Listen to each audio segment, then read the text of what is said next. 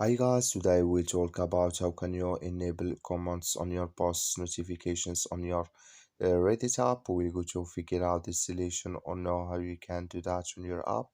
So all you have to do, you just go above this photo, click on it here. So then it's going to show for you a list like this. And all you have to do now, just click here on settings. When you click on settings, it's going to take you to this list here. Then all you have to do now, you just click here on account settings. So when you click on it, it's going to take you to this list here. Then you click here on manage notifications. So when you click on it, it's going to take you to this list here. You come here to comments on your posts. You just click in this sign. Then like you see here, this color show for us. That's make comments on your posts notifications. Enable it with us now. That's all you have to do. Thank you for watching.